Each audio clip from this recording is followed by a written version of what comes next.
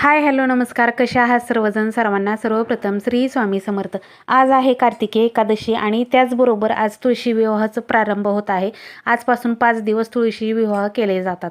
प्रत्येकजण आपापल्या ह्याने तुळशी विवाह करतो.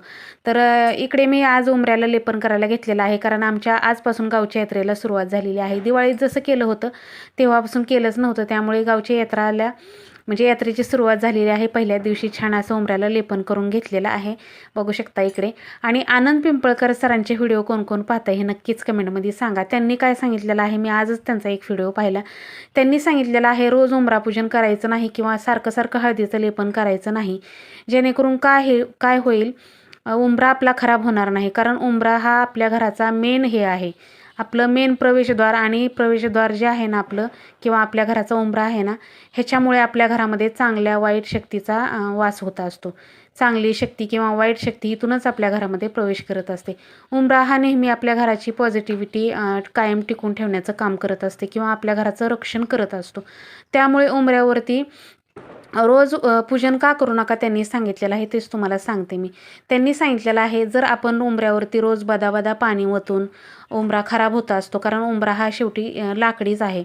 त्यामुळे रोज आपण त्याच्यावरती बदाबदा पाणी ओतून उंबऱ्याला सारखं सारखं लेपन केलं किंवा अगरबत्त्या लावल्या, धूप लावलं, त्याची जर आपल्या उंबऱ्याला इजा झाली त्यामुळे, तर उंबरा खराब होऊ शकतो. आणि उंबरा हा अशी गोष्ट आहे की सारखा आपण बदलू नाही शकत. त्यामुळे आपले प्रवेशद्वार किंवा आपल्या घराचा उंबरा हा व्यवस्थित जपला गेला पाहिजे. आणि तुम्ही करू शकताय, रोज उंबरा पूजन करा, पण त्याच्यावरती रोज बदाबदा असं पाणी ओतू नका, जेणेकरून आपला उंबरा कुठंतरी चिरेल, हे होईल. आणि चिरलेली किंवा खंड झालेली गोष्ट आपल्या घरामध्ये कुठलीच वापरत नाही आपण, तर उंबरा कसा चालेल? कारण उंबरा तर आपल्या घराचं मुख्य हे आहे, भाग आहे. त्यामुळे उंबऱ्याची काळजी घेऊनच उंबरा पूजन करावे, किंवा रोज उंबऱ्याची पूजा आपल्याला व्यवस्थित अशी करता येत असेल तरच करावी.